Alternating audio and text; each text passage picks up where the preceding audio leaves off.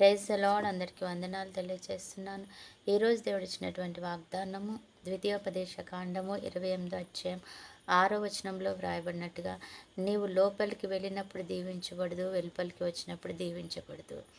నువ్వు ఎక్కడన్నా ఎటువంటి పరిస్థితిలో ఉన్నా, ఎక్కడున్నా, లోపలున్నా బయటున్నా దేవుడు నిన్ను దీవిస్తాడంట. ఆయన దీవించాలని నీ వెంట ఉంటున్నాడు.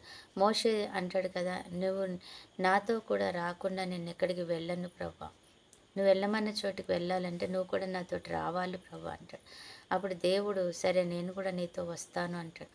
అదే రీతిగా ఈరోజు దేవుడు అంటున్నాడు, నువ్వు అడగక ముందే నేను నీతో వస్తాను. నువ్వు ఎక్కడున్నావు, లోపలున్నావు, బయట ఉన్నావు, నువ్వు ఎక్కడ ఏ ప్రదేశంలో ఉన్నా నేను నీ వెంట ఉంటాను, నేను నిన్ను ఆశీర్వదిస్తాను అంట. కాబట్టి నువ్వు ఎక్కడికి వెళ్ళినా నీతో పాటు ఆయన ఉన్నాడని నువ్వు విశ్వసించి భయం లేకుండా వెళ్ళినప్పుడు దేవుడు నీ ముందే నడుస్తూ నీ మార్గాన్ని సరళము చేసి నిన్ను ఆశీర్వదించి తీసుకొని వస్తాడంట. అవును, ఈరోజు తల్లి, తండ్రి, అన్నదమ్ములు, భర్త, భార్య ఎవరు సపోర్ట్గా ఉన్నా లేకపోయినా దేవుడు ఉండాల్సిన అవసరత ఎంతైనా ఉందన్నమాట. ఆయన నీతోనే ఉండాలి, ఆయన నీ పక్షంగా ఉండాలి, నీ వైపు ఉండి యుద్ధము చేయాలి. లేకపోతే ఈరోజు మనము ఈ లోకంలో మనం బ్రతకాలంటే ఆయన తోడు నీడ మనకి ఎల్లప్పుడూ కూడా ఉండాలన్నమాట. అందుకనే మోషే జ్ఞానవంతుడిగా అన్నాడనమాట, అయ్యా నువ్వు వస్తేనే కానీ నేను వెళ్ళను. ఈరోజు నువ్వు రాకపోతే నాకు అది ఎలా ఉంటుందో, ఆ బాధ ఎలా ఉంటుందో తెలుసు, ఆ పరిస్థితి ఎలాగుంటుందో నాకు తెలుసు. కాబట్టి నువ్వు నాతోటే రావాలని అడిగినప్పుడు ఆయన తప్పకుండా నీతో వస్తున్నాడు.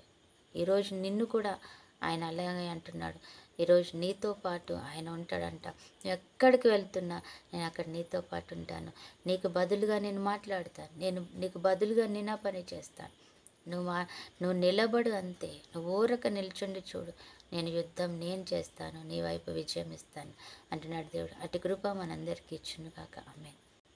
ప్రార్థన. పరిశుద్ధుడు అయిన దేవా, ప్రేమ కలిగిన తండ్రి, ఈరోజు సమయంలో ప్రభా మాకు ఇచ్చిన ఈ ధన్యతను బట్టి వందనాలు. నిజమే ప్రభా, నువ్వు మా పక్షాన ఉంటానంటున్నావు, మాతో ఉంటానంటున్నావు తండ్రి. మా కొరకు తండ్రి ప్రభా యేసయ్య, నువ్వు మా వెంట వస్తాను అంటున్నావు తండ్రి. కృతజ్ఞతలు చెల్లిస్తాను. మరి ఈరోజు ఎంతమంది బిడ్డలు తండ్రి ప్రభా అసమాధానంతో, ఆర్థిక ఇబ్బందులతో తండ్రి, అయా అనారోగ్యాలతో తండ్రి ప్రభా ఉంటున్నారు. వారి కుటుంబాలలో సమాధానకర్తగా ఉండి ఆయా స్వస్థపరిచే యెహోవాగా మీరు ఉండండి తండ్రి. దీర్ఘాయుషుని దయచేయండి. అలాగే తండ్రి ప్రవేశ ఆర్థిక ఇబ్బందులతో నలిగిపోతుండగా తండ్రి గుప్పిలు విప్పి సహాయం చేయండి. అన్ని విషయాలలో మీరుండి సహాయం చేసి నడిపించుకుంటున్నందుకే వందనాలు చెల్లిస్తున్నాను. ఈరోజు అయా జన్మదినం, అయా వివాహ దినం జరుపుకుంటున్న బిడ్డలను కూడా జ్ఞాపకం చేసుకోండి.